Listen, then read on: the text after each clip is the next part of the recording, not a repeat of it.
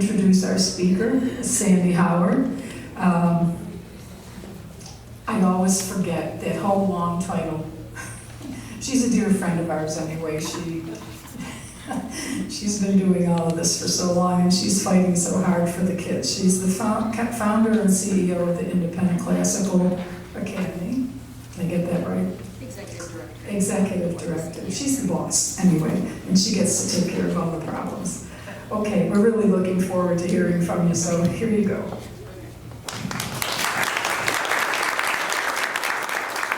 Thank you all for having me. I am going to try and navigate this with my glasses on and off, because I'm at that age.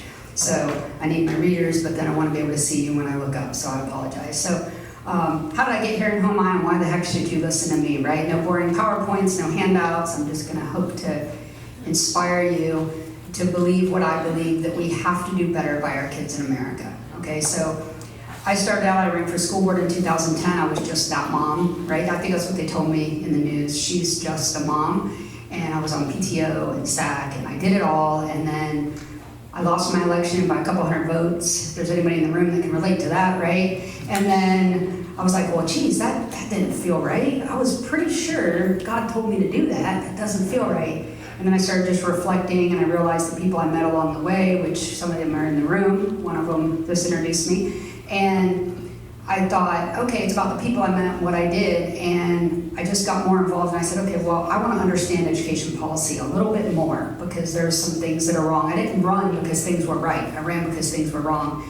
So I started doing some investigations into the grading policy, things that came out of No Child Left Behind and the Common Core movement. And a dear friend of mine, who at that time was a local representative in the area, said, Sandy, you should just open your own school. And I was like, can you do that? And she was like, yeah, just open your own charter school, because you know what you're talking about, you know what's wrong, so just do the opposite. And I was like, man. So I started doing my research and investigations, started traveling around, and kind of how ICA was born. So thank you for coming. And I want to talk a little bit about, I've been doing this for almost 2 years now, giving this speech before it became popular nationwide, and now we have a House bill being pushed through about digital devices and kids not being allowed their cell phones. I've been asked to come up and testify before the committee hearings on that, which I would be honored to do. But if we're going to save America, I hate to tell it, but there's nobody in this room that can save America.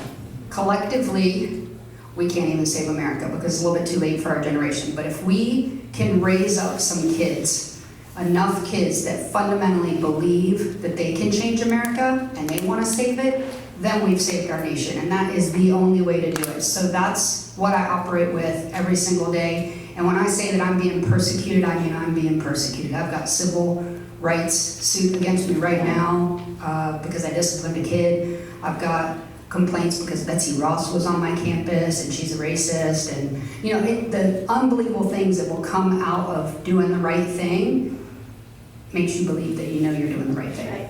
So I just keep going every single day. But today I'm specifically here to talk to you about the digital downfall of education in America. And what does that mean by that? So I'm not going to bore you with a lot of things. I just want to kind of talk about some stats, scare you a little bit, and then tell you why we got here and what we can do about it.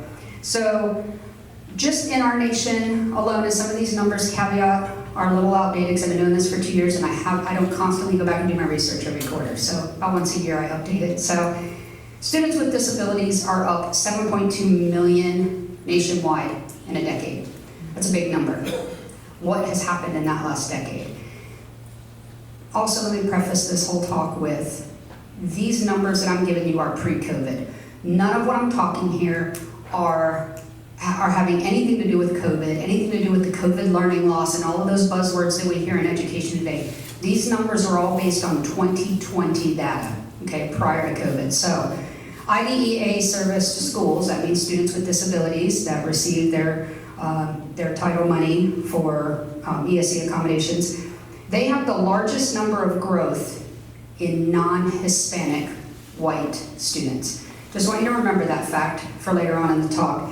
The largest number of growth of ESE students are non-Hispanic white students. Just remember that. The most common accommodations that we're giving kids today, this 7.2 million number going up, alternate instruction format, additional resources in class, preferred seating, that's where they get to sit up front, close to the board or close to the teacher, using digital tools, and extra time on assignments and assessments, okay? Those are the top accommodations that are written into kids' IEPs. And I'll explain why, and we'll tie it all together as we loop it in at the end. Graduation rates in St. Lucie County are up to 95%. Sounds wonderful, right? Good number. 5th among 67 counties in Florida. Sounds wonderful, right? But the percentage of students able to pass a PERT or a 10th grade FSA at 3 or higher, which is a passing rate for an FSA score, has dropped by double digits. So when somebody can reconcile the fact that 10th graders can't pass a PERT, which is a college readiness assessment that they have to take to get into dual enrollment, or a 10th grade FSA standardized test, the numbers are dropping by double digits, but our graduation rate is up to 95%. There's one explanation. That's dumbing it down. They've dumbed down the standards, they lower it, make the numbers look better. The percentage of teen suicide rates are also up by double digits, but what the experts aren't telling you is that the suicide rate in America that they calculate actually means suicide. That means it resulted in death. But the number they don't report is that 2.4% of teens attempt suicide, but it just ends in medical intervention. Another 7.8% of teens attempted suicide more than once. Also not reported because it was just an attempt. 12.8% made a suicide plan, and 15.8% seriously considered suicide, which means they bought something, did something, prepared themselves. Those are huge numbers of our teens in America. The most startling statistic is that 3% of teens, 3%, I know that seems like low, the number 3, but 3% of our teenage population have considered participating in a school shooting. So they've sat and thought, well, I'll just go shoot them. I'll show them, right? And the more it happens in the media, the more that those thoughts get, perpetrated. So think about that. 57% of our teens worry about a school shooting. 57% of these kids are sitting there thinking, oh my God, is it going to be at my school? That's scary. Along the lines of harming others and self-harm comes 1/3 to 1/2, somewhere in that range, of adolescents have engaged in self-harm, like cutting, huffing, things like that. 1/2, 1/3 to 1/2. That's a lot of kids that are involved in self-harm. And it's becoming the norm. When I tell you that, I'm not exaggerating. I'm operating a school. And I always said, not in my school, not in my school, but I'm telling you, it is the norm. Last sad fact, 40%. Think about that number, 40%. That's the number of first grade students who fall well below grade level in reading. 40%. That number was 2020. In 2010, just 10 years before that, it was only 27%. And in 2015, just 5 years before that, it was only 18%. It's gone from 18 to 27 to 40% of first graders who are reading well below grade level. Our children are not getting smarter, folks. I hate to say that. It's a scary, startling statistic, but they are not getting smarter. And here's why. So you want to know, okay, that's great, Sandy. Thanks for making us all sad. Thanks for coming tonight. But let me tell you why, okay? Enter the digital era. I have a K-8. All of the students right now in K through 8 were born between 2008 and 2017, okay? No coincidence that we're struggling with students who are feeling the ramifications of that digital age. The students, kids who were born never having known life without this, are about 32 now. They've now reproduced and sent me their children to teach. They have never known a life without a digital device, life without cell phone, life without multiple computers in the house, TVs in every room, all of that. That's the digital era. Now they have reproduced and we are in the second generation, okay? So all of those kids that are in that time frame are a result of Common Core education, all of them. They were born in that era. Their children, their parents were children who were the first little, we call them FCAT babies. FCAT babies that were, in 3rd grade, first ones that ever got tested. So I want to say that 2000 to 2010 is when our education system took a huge shift in technology. That digital era where we started to introduce a lot of computers in the classroom. iReady, Easy CBM, oh my God, I can regurgitate a gazillion acronyms of what we're doing. Even now, my daughter, she's in high school, she goes in and she sits, first thing she does, she sits on her desk and she opens her laptop, she logs on Canvas and she starts working. I don't even know what the teachers do. I don't even know what we're paying them. They're all learning digitally. It started between 2000 and 2010, and it's just grown since then, okay? I do believe children should develop digital awareness, okay? I think they should have digital literacy. I'm not a Luddite. I do get it, but I hear people ask me all the time when I give them tours of my school, well, where does the technology come? And I'm like, it's everywhere, but not here, not in our classrooms. But it's everywhere. It's in the libraries, it's in other schools, it's at home, it's everywhere. They don't need it to learn reading, writing, and math, but we have forced it into the system, the digital learning. But let's talk about what the effects of that digital learning are. It's really simple, neurologically speaking. I'm no doctor, preface that again. Children begin their connecting of their neurons and developing their little synapses in their brains at the embryonic phase, right? Start making the little connections when they hear the little voices outside the belly and see the shadows. They make the little connections, but it peaks at like 2 to 5 years old. So follow me. Anybody ever go to Walmart? What do you see in Walmart? The little kid sitting in the cart. And the kid's like, and the mom's like, shh, here, shh, you know? And they, shh, quiet. And they give them this, and this is what they do, right? And they're 18 months old, they're 2 years old, they're 3 years old. Their little synapses haven't connected yet. It's at a peak between 2 and 5. They should be playing with Play-Doh and playing with blocks and going outside and rolling around in the dirt and making constant connections. So we're failing them in that sense by giving them this digital device. The kids are now sitting on their tablets and the iPads and everything else. Parents are giving it to them, grandparents are giving it to them. It's a great babysitter, right? They're all watching Coco Melon on TV. And so what children don't learn as toddlers, because this is all input. There's no output for these kids. It's information in, and then I swear it goes up in there and dies. I'm not really sure what happens to it. I can't prove it, but I'm pretty sure it just goes in there and dies. The information goes in. It's like push left, push right. They know how to skip the ads, right? They're really technologically savvy, but they can't communicate. I have kids that have no ability to deal with diversity, adversity, or conflict. None. You can't carry a conversation. I can go into my room of kindergartners and I can tell you exactly which ones sit on a digital device all day and which ones don't. It's clearly evident in their ability to sit still, their ability to communicate, their ability to follow directions, and it's all as a direct result for their synapses not being connected. So let's go a step further. So some of the synapses aren't being connected, right? Here's what happens next. Around 3 to 6 years old, and it's massive between 6 and 10, our brain starts a process called synaptic pruning. That's the brain going, okay, I don't need this information, let me get rid of it, right? I mean, like trimming your bushes at home. Same thing, it's like, okay, I don't need that anymore, let me throw it out. So it can constantly reinforce what it does need. And that's why you're always building and talking and building and talking. That's where the kid's memory comes from, and they start making all of these connections. So if you never made them to begin with, oh my God, right? Now we're gonna prune what? How little is gonna be left?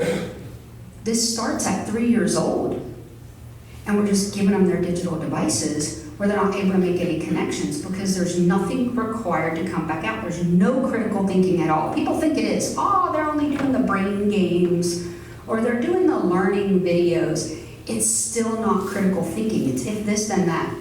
Push left, push right. Go here, go there. There's no, well, what if I go here? What would happen? There's no values, there's no morals, there's no requirement to think whatsoever. It's just a requirement to do, which is why I have 12-year-olds that can't sit still, because we don't know how to be anymore. We can't just be. Kids can't just sit and read a book. They have to constantly be stimulated, because we've been stimulating them since they were a year old in the stroller, giving them the phone so they'll be quiet in Walmart. So think about that neurological issue that we're having and who's causing the problems. Go ahead. It's us adults, yep. It's how many have given the kid the phone or the tablet to make them quiet or entertain them, right? I did it. I used to come, some of you guys know, I used to see me at the meetings, right? My kids would sit under the table, remember when they were little? And I would give them the little phone. You know, sometimes they would color, but I would give them the phone and they'd watch a little video. Guilty. So we're all doing it. I'm here to tell you to stop immediately. I just did a tour the other day and the parents walked in my kindergarten room and they were like, what are they doing? I was like, well, they're reciting their grammar rules that go behind the phonogram. Really? I was like, yes. And they're like, that's like above my pay grade. And I said, they're smart. They're like, I don't know if my little one can do that. I said, oh, they can. It's brain-based. I promise it's developmentally appropriate. They're all capable, I promise. Look how happy they are. They're beautiful little children. They're very happy. They're all capable.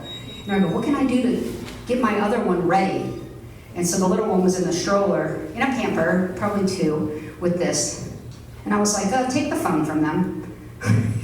The mom's like, and the dad goes, man, I wish I could just take it from them. I was like, really? Just do it. And he's like, man, she'll throw a fit. And I'm like, no, watch. So I was like, hey, baby, can I have that? Thank you. We're going to go for a walk. Come on, let's go. And I put it in my back pocket. And the dad was like, oh. And I was like, see? Well, she's scaring me because she doesn't know me. I'm a stranger. But you can do it too because guess what? You own her. She's yours. You had her. So take it. And a lot of people don't think they can do that because now their kids aren't going to be quiet. And they're going to cry.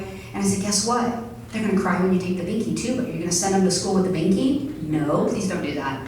You're going to send them to school in the diaper? No, but they're going to make a mess, right? They're going to wet the bed for a few days, but guess what? They all get over it. They're going to cry when you take the bottle away too, but they're going to get over it. But we don't want to take the digital devices away. We have to take them away. We have to. And I'm talking not as toddlers. I'm talking for a very long time, and we'll get to that in a little bit. All right, so I skipped ahead of myself. Sorry, so we can't go back. Just remember, we can't go back and reconnect. It's not like I can go back, my ESC department can't go back and go, well, little Johnny's missing some synaptic connections, I think. So let's go back and we'll remediate him and we'll just connect those synapses for him. We'll just plug those right in. Too late. It's too late, you'll never get them back. They were either connected or not, and then they were pruned or they weren't. Like, it's done. That's it. They're older than 6. They come to me at 5. What do you want me to do? Oh, I know what they want me to do. They want me to do ESC for the rest of my life. Tell anybody else said that out loud. Don't send that video anywhere. The average, let's talk about the average attention span. Average attention span between 2000 and now has decreased from 12 to 8 seconds. Think about that. I know it's 4 seconds, but when you have a class of 18 to 22 kids and you're trying to teach them something, that's like a recipe for disaster. When you got 18 5-year-olds in a classroom and their attention span is less than 8 seconds. Some are less, but it's almost impossible to teach them anymore. It's dropped 4 seconds in less than 10 years. It was, I think, 9 years that data was. That's crazy. That's the immediate effect of the digital technology on kids. Inattention, impulsivity, poor short-term memory, all negatively affecting the classroom today. You want to know what's wrong with America today? There's 2 things. Loss of our moral compass. Let's not forget that the moral degradation of I said that backwards. The rise and fall of every civilized nation in the history of the world, without exception, all the way back to Rome, was preceded by the moral degradation of their society, right? The society morally degrades, and then the civilization falls. Guess where we are? Pretty morally degraded in America. So between the lack of morals, and then you introduce this, which I'm going to get to, the fact what this does to teenagers in a minute. Couple those together, that's what's wrong with America right now. That's what's wrong with the education system.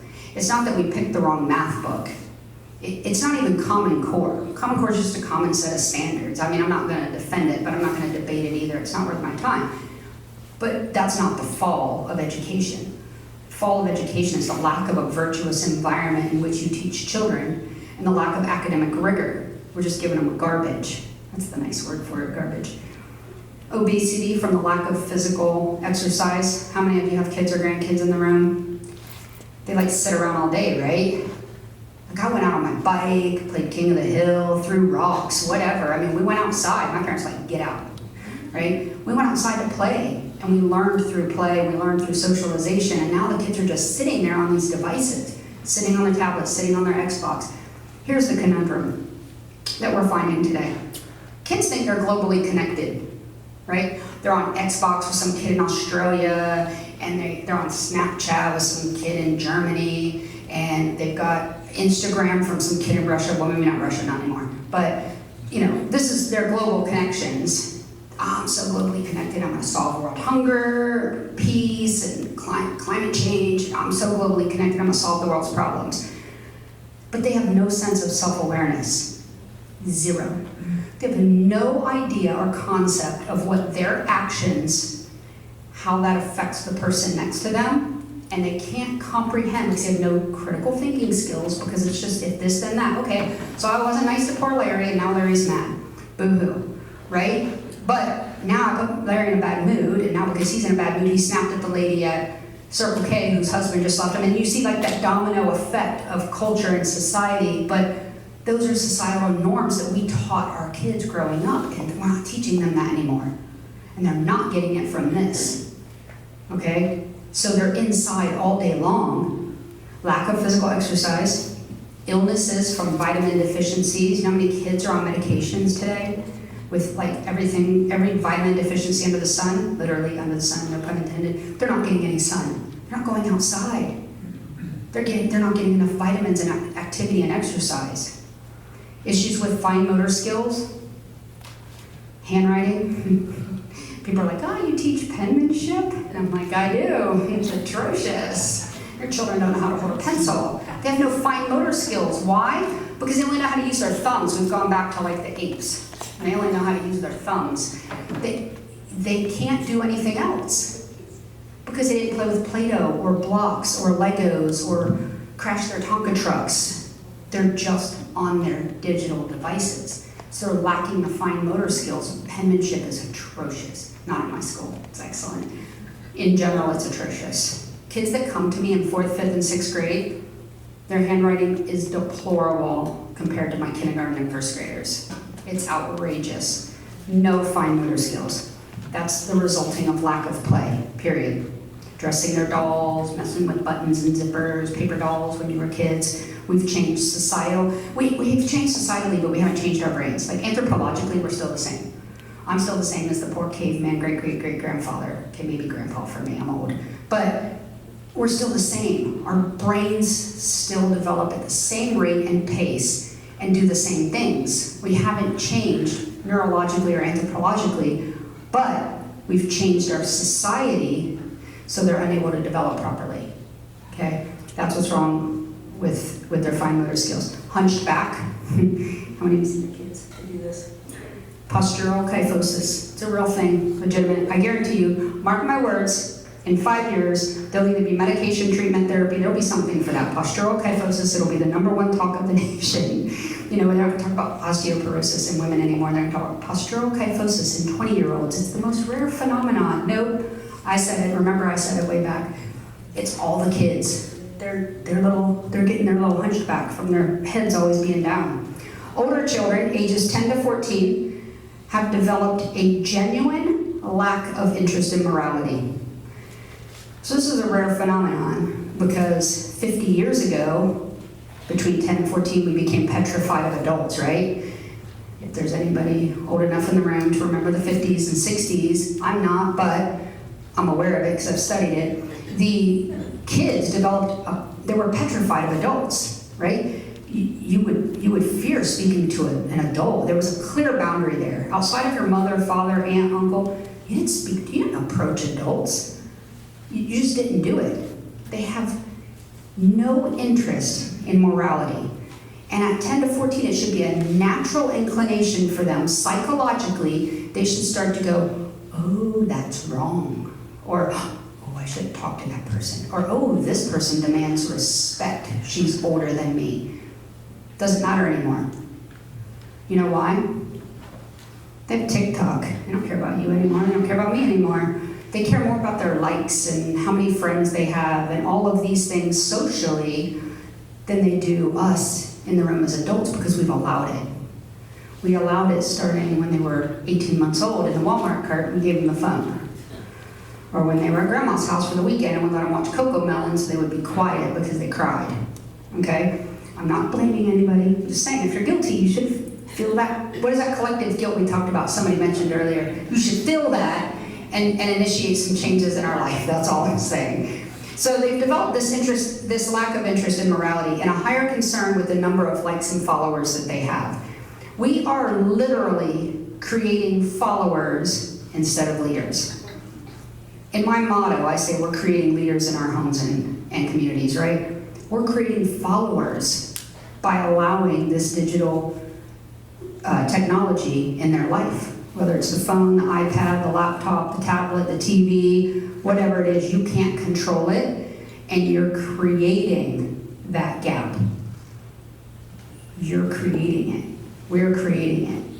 We have to realize what the end result is instead of the instant reward of letting them be quiet, right?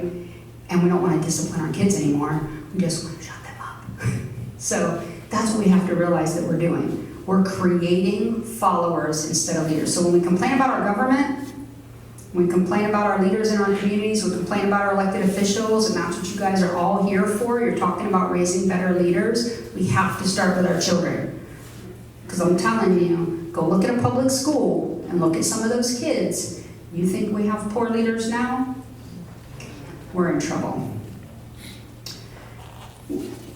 We've created an academic gap that almost no system can cure. There's failed education policies in our way, a loss of a moral compass, digital era learning games, Kagan learning, easy CBM, reading counts. I could just, like I said, I could go on and on with those. That's what I say when people come and interview with me. Oh, I'm really good at blah, blah, blah, blah, blah, and they show 4 acronyms at me, and I'm like, yeah, you're out. I could go on for days about that, but I won't. So what do we do about this? It's very simple. We need more classical schools. Right, Mark Gotts? We need more classical schools. Period. We have to have more classical schools who do not need digital devices to educate our children. I would welcome anybody to come to my school and watch one of my classrooms. You'll be blown away when you see what these kids are capable of without a single piece of technology on my campus. No phones allowed. None. Off and in their backpacks. They're not allowed to have them. No Bluetooth, no earbuds, no watches, nothing. No, there's not a computer in my classroom. What about testing? We bring laptops into the testing lab, they test, they get out. No computers. A teacher laptop for supplemental curriculum only. That's it. No technology. Blowing it away. My daughter can spell 172 words fluently. She's in kindergarten. And I'm talking about syllable break, of her, paper. Phonetically spell the entire thing out. She can spell things like mothers, paper, beach. Just last night, we're moving into a new house. I'm putting the canisters on, little chalkboard stickers. And she goes, "Can I write one, Mom?" And I'm like, "Yeah, maybe your penmanship. I don't know. I like it nice and neat." She goes, "I'll use my best penmanship." I was like, "All right, what are you gonna write?" "Chips." "Okay, we can put chips in that container." She's like, "Can you spell chips?" She goes, "Yes." And she says, "Ch." She writes the C-H, that's an easy one. S, chips. I said, "Very good." She wrote it. It was semi-neat. I can show you a picture. Put it down. "Mom, you forgot to underline a 2-letter phonogram. Give it back." Underlines a 2-letter phonogram. They're smart. No technology needed. They're going to blow everybody out of the water in this county. You have to get rid of the technology. So we need more classical schools. 1992, I had my first kid. I'm old, I know. Read a book, and it was recommended to me by Kilpatrick. It was called Why Johnny Can't Tell Right from Wrong. It was one of my favorite all-time books. I'm losing track on where I am. I should put my papers to the side. Anyway, Why Johnny Can't Tell Right from Wrong. It was basically talking about how we can correct the problem of behaviors in children. they are a direct result of things like the divorce, the high drug rate in the 70s, things like that, right? And the culture that it created. Why Johnny can't tell right from wrong. And I read this book and it impacted me a little bit. I was still pregnant, didn't think I would have a kid that was gonna be bad. You know, my kid's not gonna be bad, I'll spank him. And I realized 30 years later, I needed the things in this book because it was predictive of what's going on in society. And I'm gonna read a quote for you. A path to a solid moral education is through developing good habits or virtues. The teachings of history show the path to a moral education. Aristotle's idea that a person can't choose to do something moral if he or she doesn't have the capacity or understanding of morality. A culture that lacks to preserve good habits preserves bad habits. So basically the summary of that is that Aristotle acknowledged that you have to teach them the moral virtues through history and stories so they can develop an appreciation and know what it is. Only then can they start good habits and say, oh, well, I know what to do because, right? So our kids read things like Paul Bunyan and Johnny Appleseed and things like that, right? And they learn the moral of the story. Like when we were little kids, Winnie the Pooh, the moral of the story is honesty. The moral of the story is integrity. And you talk about those things and you develop the society that has those moral virtues. We've pulled all that out of education. Heaven forbid we talk about what's good or bad. We don't want to talk about anything good or bad because little Johnny might feel bad about himself. That's why I always use Johnny as an example, poor little Johnny, because I read this book a million years ago. But we're not teaching good and bad anymore. We have to go back to teaching good and bad so that children can recognize it. Excuse me, ICA exists to address that very issue, right?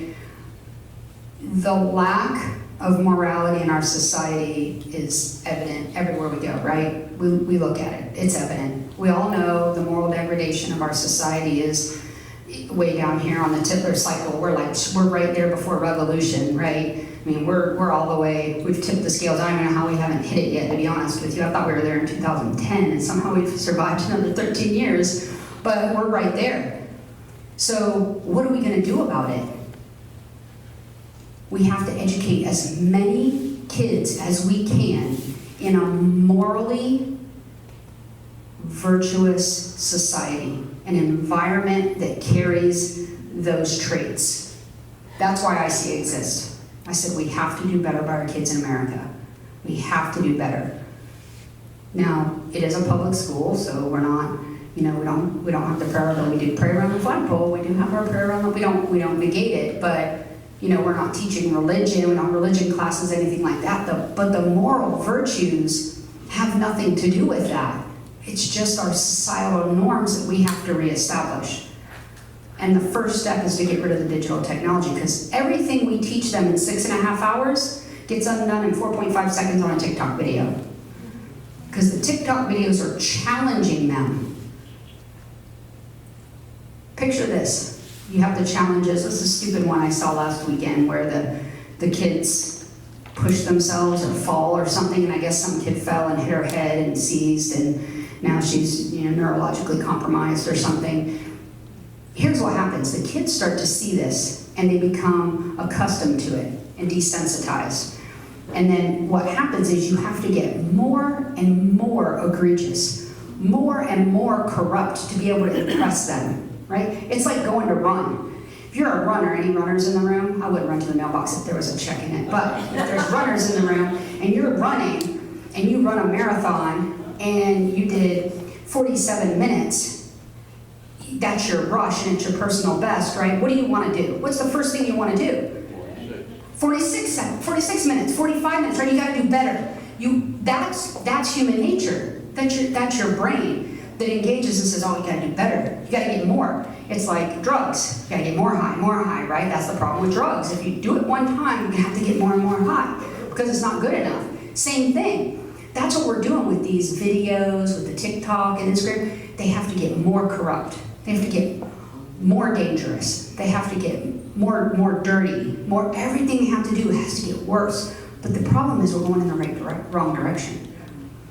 We have to start going in the right direction. So what we do is we say, oh, show me how good you are. Like, no PBIS, no sportsmanship trophies. Like, you want to be the best, you got to beat the best. That's what I tell them. I teach my kids really crazy things. If you come in my cafeteria, it says be savage, be a social deviant. I teach them fun things like that. But I mean by that is like deviate from societal norms. So I'm always teaching them stuff like that because I want them to like want it more. Oh, Johnny got Citizen of the Month? I'm getting it next month. I got you. Like, create that competitive spirit, but the trajectory has to change. And the only way to do that is implement at a very young age and introduce to them that moral virtue and reward it and exude it. And you deliver it to them and you make them so proud of it. Because kids are two things at that age. Two things. One, they're people pleasers. That's why they're always like, watch me, mommy, watch me. Right? They're people pleasers. Number two, they're inherently lazy. Like, oh, good job, nice building. Pick up your blocks now. I don't want to pick up their blocks, right? So we use that strategy against them in a classical education. That's how we teach them, using those two methodologies. So you're constantly engaging them and challenging them, and they just push themselves and push themselves and push themselves because they're people pleasers. It's like, oh, watch how many A's I can get. You know, because you showed them at a very young age how important A's are and how exciting A's are, instead of this mediocrity that we're teaching in public schools. Like, the race to the top dollars, if anybody remembers that, I call them race to the middle dollars. It's like, let's make everybody mediocre. Like, you can't get a 4 and you can't get a 0. We're all gonna just be 2s. Let's figure out how we can make our 1s 2s and then maybe our 3s 2s as well. We'll all just be 2s, and that's good enough, right? Mediocrity has become just good enough. That's why kids go, what'd you do on your test? Oh, I got a C. A C, but you studied. Everybody else got a D. I don't care about everybody else. You got a C, you studied, you should have at least a B. That's mediocrity. Like, it's just good enough. And that's what we've created. You know why? Anybody know why mediocrity is good enough for these kids? Think they don't excel and want excellence? There's absolutely zero challenge. Kids play, I don't even remember the name of it if I can remember. Any gamers in the room? Probably not. Gamers, there's a way, it's called open-ending gaming. The object of the game anymore is not to win. Did you know that? I told my daughter that's the most insane thing I've ever heard of in my life. You're not supposed to win? What the heck? What have we come to in America? No, the game is just to last as long as you can. And I'm like, what? Yeah, you just, as long as somebody else drops out before you, you're kind of winning. And I'm like, oh, so you just keep playing? Yeah, you stop and the next day you can pick it up and start playing. You're like, you can play for months. And I'm like, that's it? Yeah, I said, so how do you win? You don't win. The object of the game today is not to win. It's on their Xbox, it's on their PlayStation, it's on their little role RPGs, they call it, role-playing games. They don't have to win. Mediocrity, right? Hey, who's gonna be successful? Everybody, because you don't really have to win. It's nuts, but this is what we've created. So, with that being said, we already know the outcome is there. How do we address it? I'm gonna end on a positive note, I promise. I'm gonna tell you some things that you can do to control your kids and your grandkids, your great-grandkids, your neighbors' kids, your friends' kids, your coworkers' kids, and I'm gonna save them. One, don't punish your kids for mistakes. When a kid is wrong or a kid makes mistakes, don't punish them. That's how they learn. There's no such thing as wrong until about the age of morality. Once they reach the age of morality, then there's wrong. If you punish them for making a mistake, they think that that's wrong.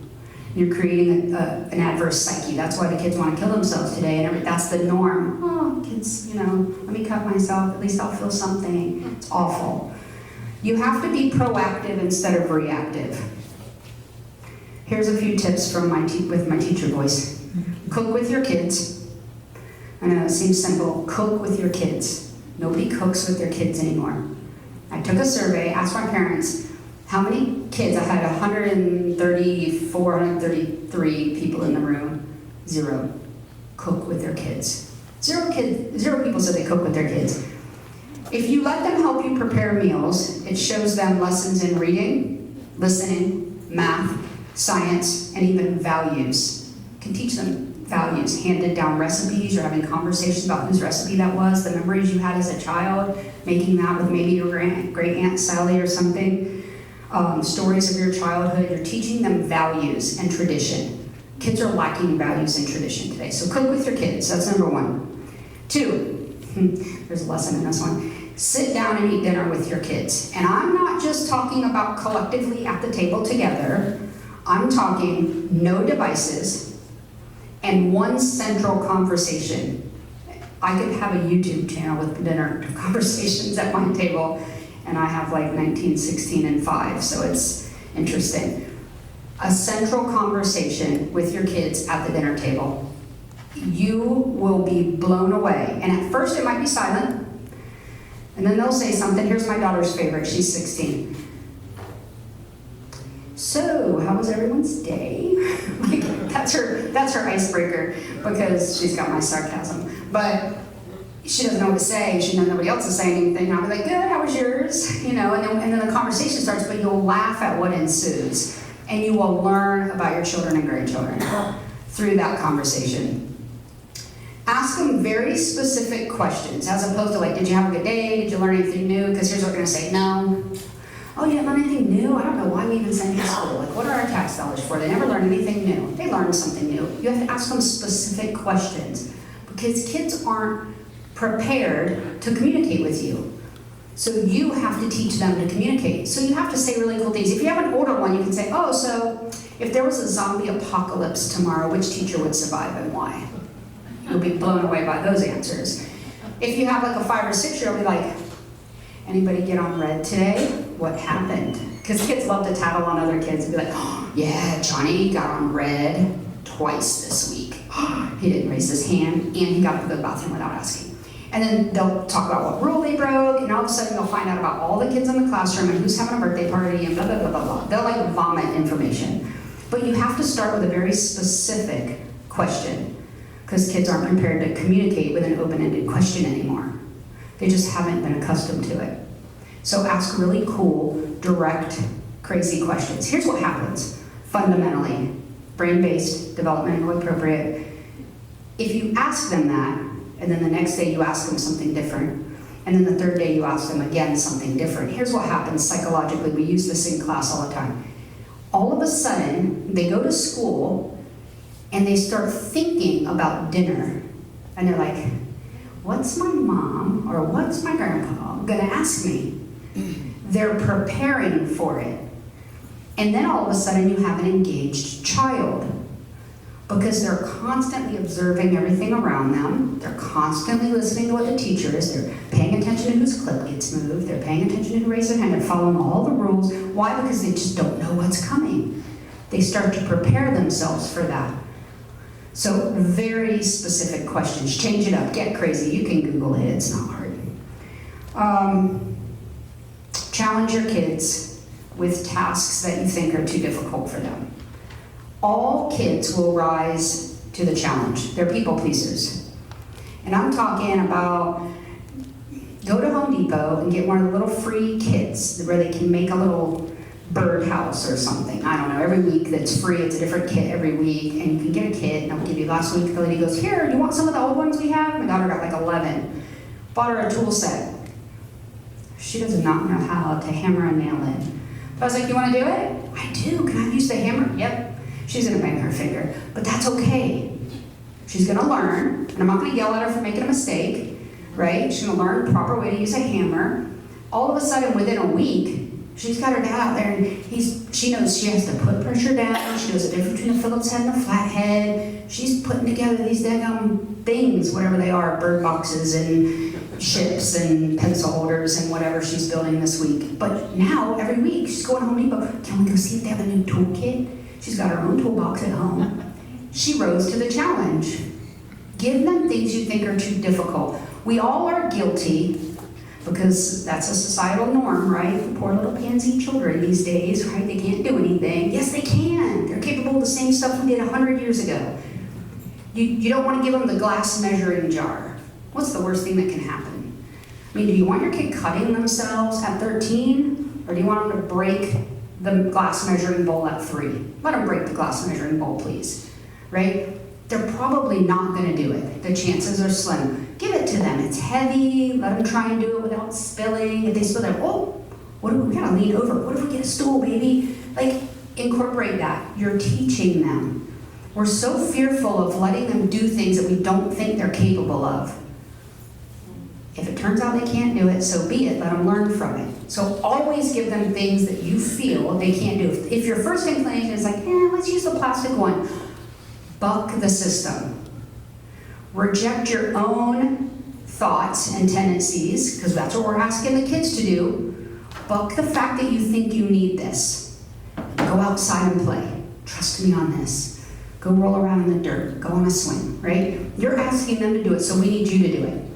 Go, okay, maybe we should use the plastic. No, use the glass one. Teach them. So give them those tasks. Unless they're going outside. I got a little 7-year-old that does a podcast. He's hilarious. He lives on a farm and he takes his videos and does a podcast on the farm for his mom, and it's hilarious. But unless they're doing something that's learning involved, like they're educating somebody or they're promoting something or doing something along those lines, take the digital devices away. That's the last thing I can tell you. You have to take it away. Let them go outside and play. Small children have to play with things, use their imagination, gain their fine motor skills, develop some handwriting. Older kids have to gain approval. They have to develop their own moral compass, their own passions, okay? Digital media destroys it. TV and internet. Our kids deserve better than what American TV gives them. It's awful. European TV is even worse. But what TV is giving these kids is garbage. I mean, on Netflix has like 13 ways to commit suicide. These kids are watching. I'm like, really? Like, we put that out there? How awful is that? Like, who allowed this? I get it. I know we're not the party of censorship. I know, but like, it's becoming societal norms for these kids. So the idea that the education system has given up on our kids, or the education system has failed our kids, is actually not true. I know, shocker. We have failed our kids. We've allowed societal norms to change, and we have allowed our kids to live in that world. And I'm trying to teach our kids at ICA that you have to be in this world, but not of it. You can buck that trend. You can be different and you can be better. And that's what we have to do as adults. And the first step is taking some of these tips with us and enacting them in our homes. It's the most difficult thing you'll ever do because the other stuff is just easier, but that's how we got here. And schools like mine can't keep up.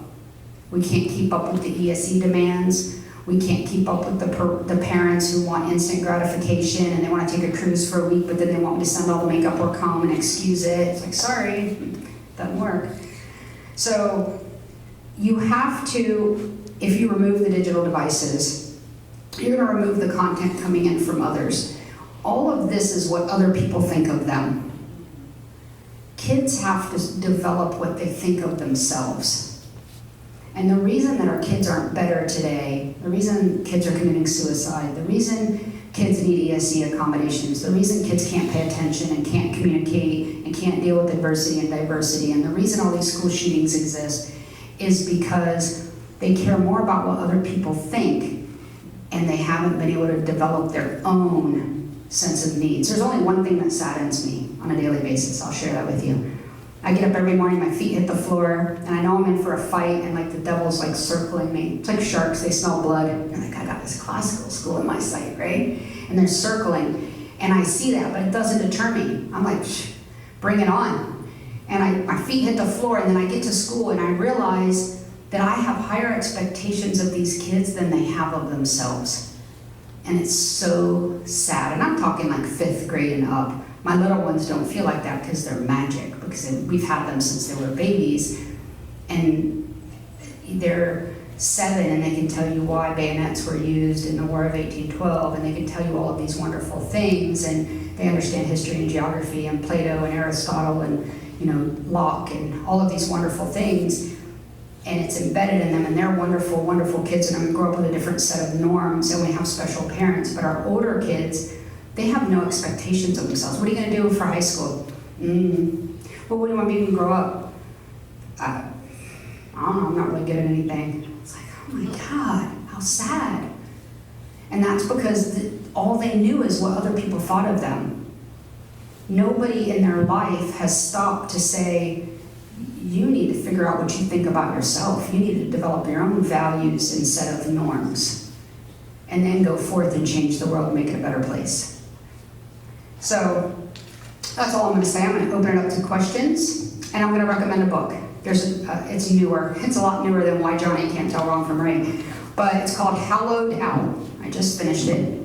Reading a new book now, but Hallowed Out is about our nation's children and how they're so hollow on the inside, and to understand why. And if you read that book, it will move you to get involved in our education system. And you'll know instantly why we need more schools like this. And, June wanted me to share where we're going. ICA is full, we're at maximum capacity. So we're busting at the seams. We don't know what we're going to do. We're coming in to build an expansion next year. So the following year we can take in some new kids. We're going to move from 544 kids to 750 that year.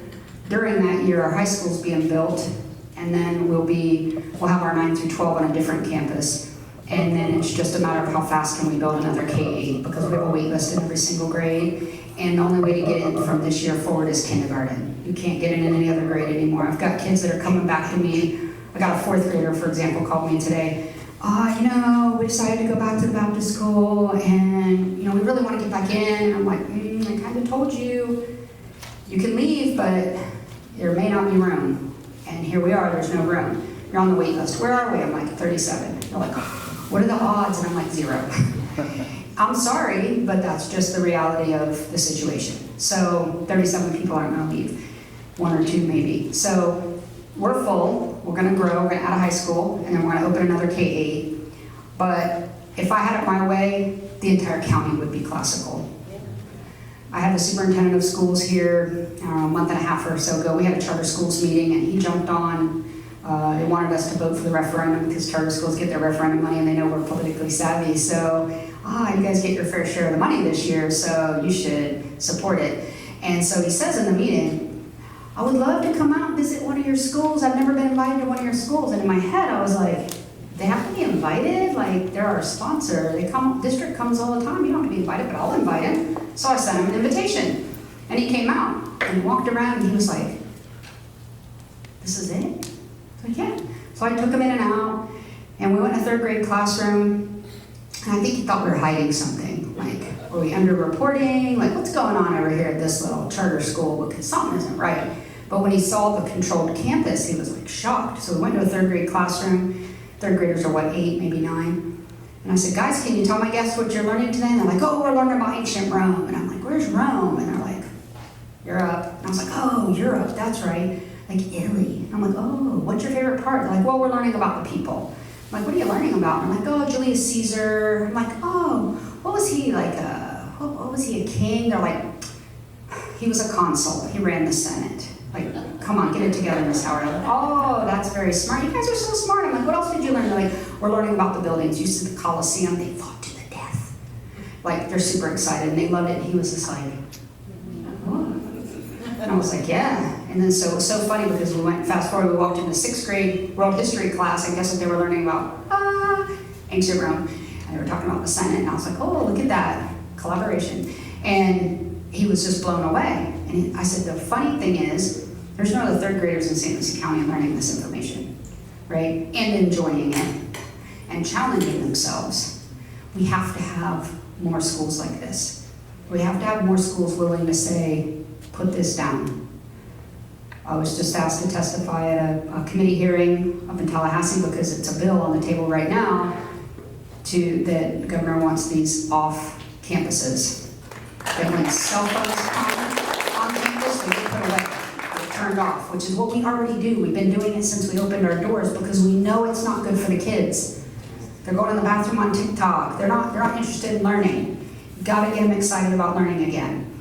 So the more schools that push this and buck the system, the better. But it starts at home. It starts at home. I can't tell you how many times I've sat in an IEP meeting with students whose kids are struggling, and we're having a 45-minute conversation about little Johnny, who's struggling in reading and can't sit still and needs these accommodations, and the little brother's in the stroller in the room on the cell phone. And I'm like, that one's gonna be even worse. We have to stop it. I know it's awful, isn't it, Mark? I get so excited. You have to stop giving them the devices. It's poisoning their brains. There is nothing good that comes from this, I promise you, nothing. Nothing good. Anybody have anything good come off their phone in the last 24 hours? Anything wonderful shoot out at you? No. It's no better for the kids. It's even worse. Watch some of the videos, and I'm telling you, it's a rabbit hole. You think you have it controlled and locked? Those kids are way smarter than us. They'll get right in. It's a rabbit hole of garbage. So we have to take them away.